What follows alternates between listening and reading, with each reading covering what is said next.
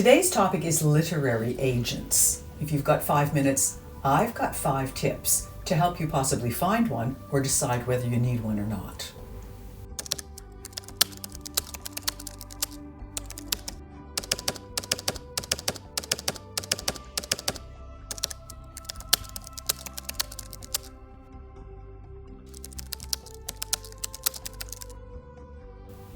Writers soon learn that the publishing industry is a difficult one to break into. And unless you're planning to self-publish all your work, you're probably going to be looking for opportunities to place your books, to sell your books to traditional publishers. And if you're going to do that, you've probably also heard that you may need, or maybe people have told you you must have, a literary agent. Well, I'm here to tell you that if you're going to go the traditional route for your writing, you may need a literary agent. You may not need a literary agent.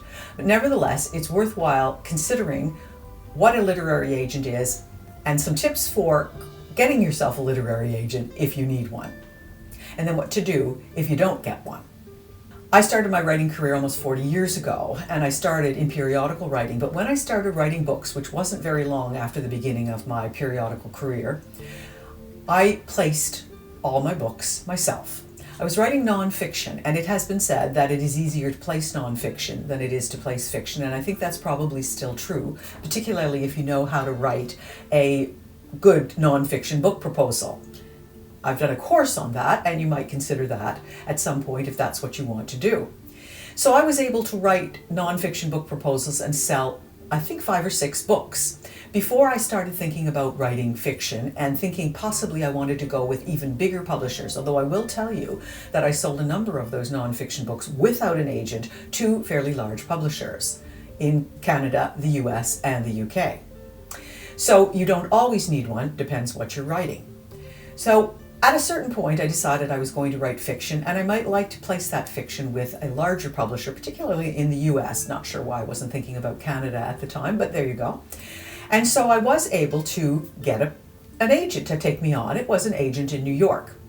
She shopped my book around, I guess, wasn't able to sell it. And at a certain point later on, I wrote a memoir, and I acquired another agent who shopped my book around and wasn't able to sell it.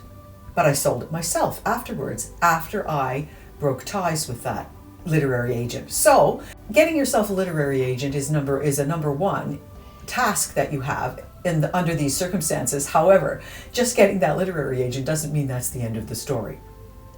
So let's begin by looking at what a literary agent is and what a literary agent does, and then I'll give you my 5 tips. Well, here's my definition of what a literary agent is. A professional who represents authors and helps them navigate the complex process of getting their work published. The primary role of a literary agent then is to submit manuscripts. That's their main role. They also are responsible for negotiating contracts for you, and they will, at some point in your career, if you become successful and you have a long-term relationship with your literary agent, will probably provide advice about what you should write and who you should be selling it to.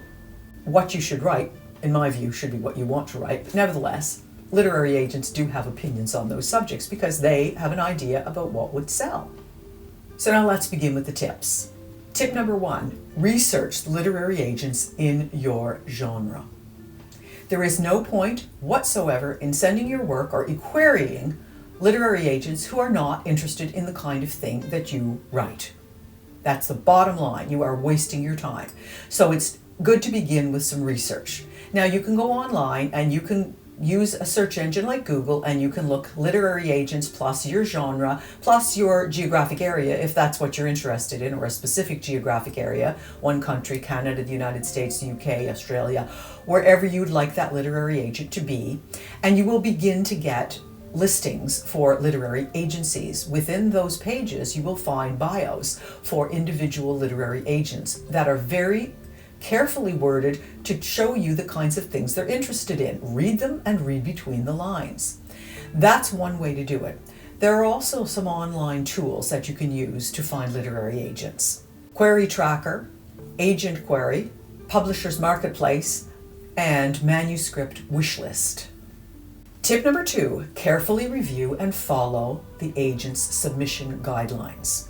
You will always find specific submission guidelines either on the specific agent's page or on the page associated with the literary agency that they're attached to. They all have their specific requirements for what and how to submit to them. Sometimes they will take something as an attachment. Many times they will not, which means that you have to put whatever it is they're asking for in the body of an email, because almost all of them want electronic submissions these days. You will still find the odd one who says mail something, but that's very unusual. And that's the way it used to be. And back when I was looking for an agent, everything had to be mailed out and had to be mailed back, and there was a very long time lag. There's still a fair time lag now, because most of them will say that it'll be 4 to 6 weeks, even up to 6 months before you'll hear an answer. That's just the way it is. But follow their guidelines specifically. Don't give them what they don't ask for, but give them everything they do and the way they ask for it. Some literary agencies actually have online submission forms. If they do, that's what you should use. Tip number 3, write a killer query letter. Now, I've done a video before about how to write a query letter, but this is a very specific one for an agent. Some agents will actually list the things that they would like in the query. If they do, then follow that specifically. If they don't, here are the things that you should put in that cover email to the agent. Number 1, you start with a hook. Brief hook, but get them interested. Don't say a long paragraph about why you're writing to them because you'd like them to do this and that and because you've done this and that. No, you start with a hook that hooks them on the particular book that you're trying to sell to them. Then you provide a brief synopsis of the entire story in your manuscript. So this is a really good exercise for you to try to make your long story fit into beginning, middle, end in a very, very brief synopsis. Then, of course, you need to have a paragraph of relevant information about you, things that you've written before, what you're known for. This should be extremely brief, and it should be very relevant. Don't tell them that you love cats unless you're writing about cats. None of those things, they don't care about any of those things. They only care about what's relevant. If you're writing fiction, they really don't care a great deal about you. If you're writing nonfiction, they care a lot more, because if you're writing nonfiction, your credentials are going to be important, and you need to very briefly but very detailedly include them in that query letter. You also need to tell them the approximate word count of the book, and then you need to highlight at the end why your book stands out. That's what goes into your query. Tip number 4, be professional and follow up only if asked. I can't stress this enough. Do not badger agents. If they have not responded to you, they have not responded to you. End of story. There is no point also in expecting them to give you feedback. And if you get something that doesn't provide you with feedback or feedback that you understand, just file it away and move on. It is not an agent's job to provide you with feedback on your work. That's not what they do. And they're not going to take the time to do it. So just forget about it. And do not ever follow up if they've said something that they don't like about your work. Follow up with something nasty. It's very unprofessional. It won't do you any good, and it actually might do you some harm in the long run. Tip number 5, never pay a reading fee.